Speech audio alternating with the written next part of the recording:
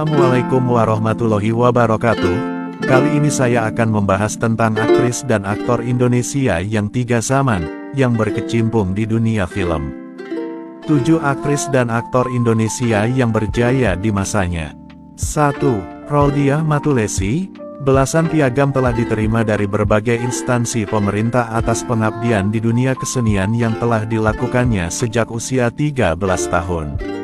Raudiah Matulesi bintang film kelahiran Kota Gudeg, Yogyakarta tanggal 11 Agustus tahun 1925 mulai tampil di layar putih sejak tahun 1937 melalui film pertamanya, Terang Bulan. Dalam film tersebut ia berperan sebagai bintang cilik.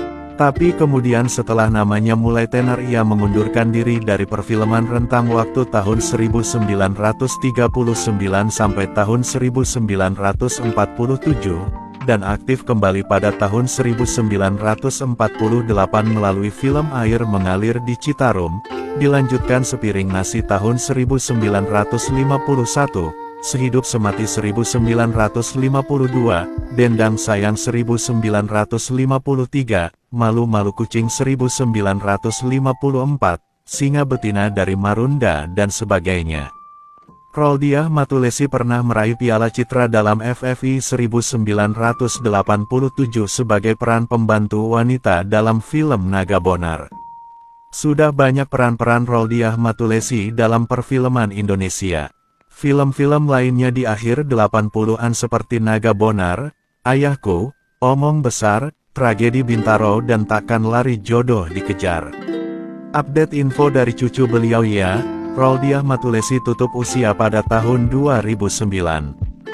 2. Tan Cheng Bok adalah seorang seniman tiga zaman. Tan Cheng Bok atau lebih populer dengan nama Pak Item lahir pada tahun 1898, dalam Wikipedia ia lahir pada tanggal 30 April tahun 1899. Ia memulai karirnya di atas panggung pada usia 14 tahun, ia menggabungkan diri dengan Orkes Keroncong, Hut Vincent, di Bandung, sebagai penyanyi, ia telah mengumpulkan puluhan medali emas. Bukan hanya puluhan, pada tahun 1983 tercatat sudah mencapai 190 medali emas. Tan Cheng Bok adalah keturunan Tionghoa, tetapi ketika ia bergabung dengan perkumpulan opera, Sui Bian Lian, yang selalu menampikan cerita-cerita klasik China, justru ia merasa tidak cocok. Ia mengikuti perkumpulan sandiwara sebagai anak wayang, namun kemudian keluar dan menjadi penyanyi keroncong. Si Item Buaya Keroncong mendapat julukan Douglas Fairbanks Van Java. Julukan ini terbawa-bawa terus sampai ia terjun ke dunia film. Film-film yang pernah dibintangi antara lain, Serigala Item, 1941, Si Gomar, Singa Laut, Tengkorak Hidup yang semua masih pada tahun 1941. Dan pada masa pendudukan Jepang ia kembali lagi sebagai anak wayang, sebutan untuk para pemain sandiwara pada saat itu. Baru setelah merdeka ia kembali ke film antara lain, Melarat Tapi Sehat, 1945, Judi, 1955, Peristiwa Surabaya Gubeng, 1956, Badai Selatan, 1960, Honey Money and Jakarta Fair, 1970, Bengawan Solo, 1971, Aku Tak Berdosa, 1972, Donat Pahlawan Pandir, 1978, dan mas banyak lagi film-film yang pernah dibintangi Pak Item. Menurut pengakuan Pak Item dalam buku FFI 1983, ia sudah membintangi ratusan film, akan tetapi secara pasti ia tidak ingat lagi. Beliau meninggal pada tanggal 15 Februari tahun 1985. Sumber tulisan, buku FFI 1983. 3. Roy Marten, kemunculannya dalam film-film bertema percintaan mencuri perhatian. Bermula diperkenalkan lewat film Bobby, namun film ini tidak mampu mengangkat namanya di dunia perfilman.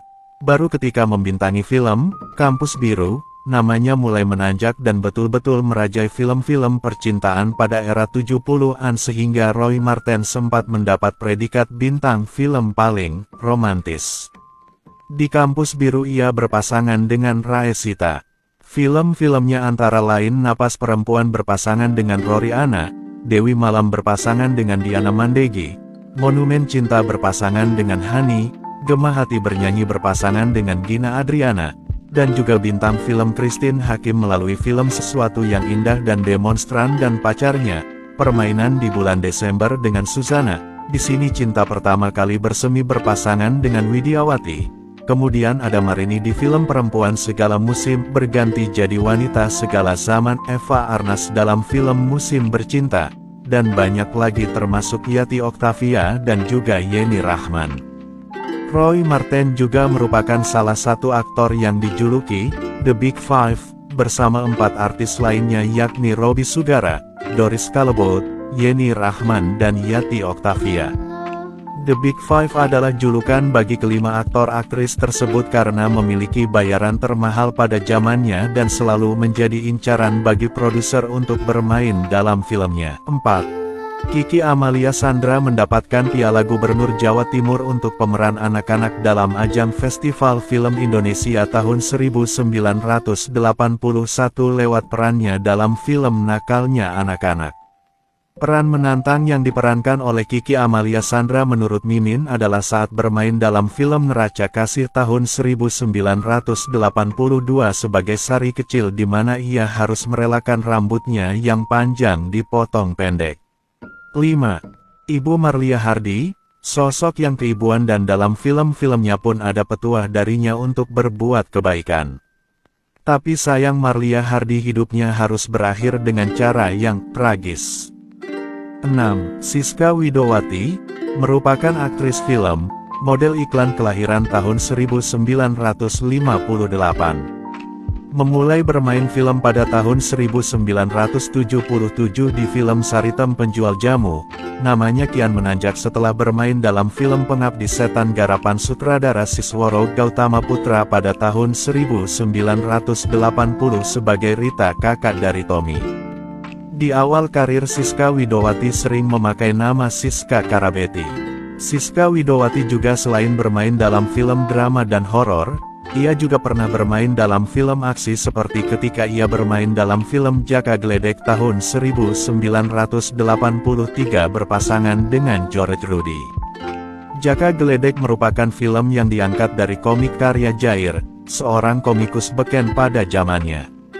Berlatar belakang kisah Perang Paderi di Sumatera Barat yang kala itu dipimpin oleh Tuanku Imam Bonjol, namun dalam film yang ditonjolkan adalah aksi heroik yang diperankan oleh George Rudy sebagai Jaka Gledek untuk mengusir kompeni Belanda, dan Siska Widowati berperan sebagai Rabia, seorang janda yang turut mengusir penjajah Belanda.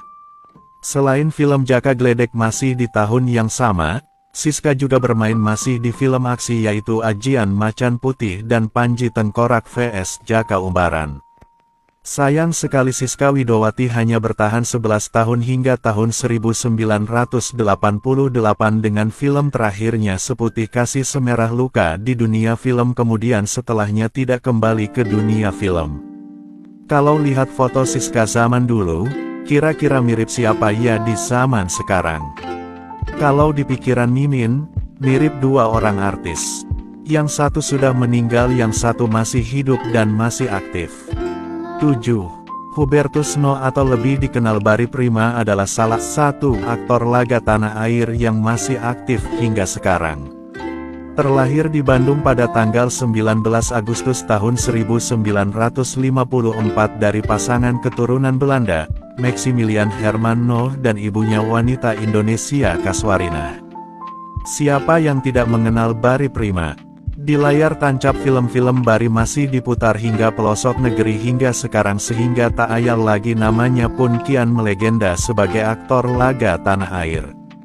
Memulai karirnya dalam film Primitif pada tahun 1978, kemudian namanya mulai melambung ketika Barry Prima membintangi Jaka Sembung Sang Penakluk 1981 hingga kemudian berturut-turut tawaran demi tawaran film terus menghampirinya.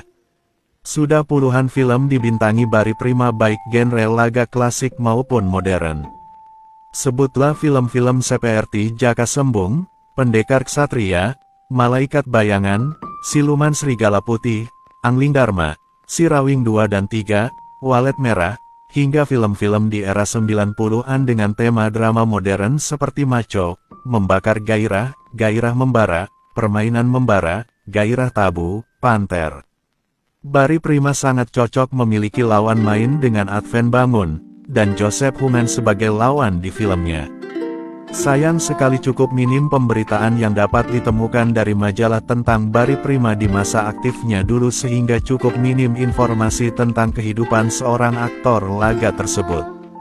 Namun demikian hingga sekarang Bari Prima masih aktif di dunia peran dan lebih mudah untuk dapat ditemui oleh